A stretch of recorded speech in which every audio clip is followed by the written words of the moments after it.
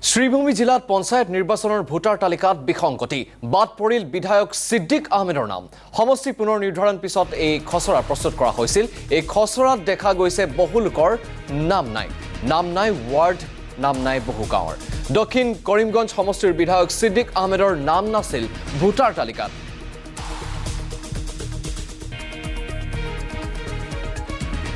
বৰফুৰা উৰিয়া পঞ্চায়তৰ ১ নং ৱাৰ্ডত আছে এগৰাকী মহিলা ভোটাৰহে ইয়াকে লৈ সমগ্ৰ জিলাত সৃষ্টি হৈছে ব্যাপক প্ৰতিক্ৰিয়াৰ যিসকল বিষয়া কৰ্মচাৰীয়ে এনে কাম কৰিছে সেই সকলৰ বিৰুদ্ধে কঠোৰ অনুশাসনমূলক ব্যৱস্থা গ্ৰহণ কৰাৰ দাবী বিধায়কগৰাকীৰ মঙ্গলবাৰে হাজাৰ হাজাৰ ভোটাৰে ঘেৰাও কৰিব জিলা আয়ুক্তৰ কাৰ্যালয়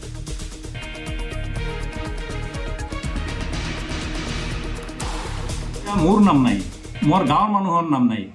এটা সেন্টাৰ নাই তেনেকুৱা বহুত জায়গাত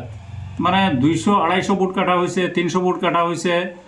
পুরা জিপি মিলাই আমি 2,500-3,000 ভোট কাটি গৈছে বহুত মানুহৰ নাম নাই আৰ এনেকুৱা সেন্টাৰ হয়েছে যাত এটা সেন্টাৰৰ পৰা 200 ভোট 50 ভোট 60 ভোট বেলেগ বেলেগ সেন্টারক 6-7 কিলোমিটার দূরত নি রাখা হয়েছে তো মানে যত ভোটো নাই বহুত মানে জিপিত 2,000, 2,500, 3,000 ভোট কাটা গৈছে আৰু এটা সেন্টাৰত 1 ভোটতো সেন্টাৰ আছে 6 ভোটতো সেন্টাৰ আছে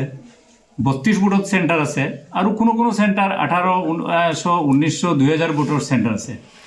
গতিকে এনেকুৱা কাম কোনে কৰিলে যেই মানুহৰ দ্বাৰা এই কামবিলাক হৈছে মানে কিহৰ কাৰণে এইবোৰ কাম কৰিলে তেওঁলোকে গতিকে ইমিডিয়েট একশ্যন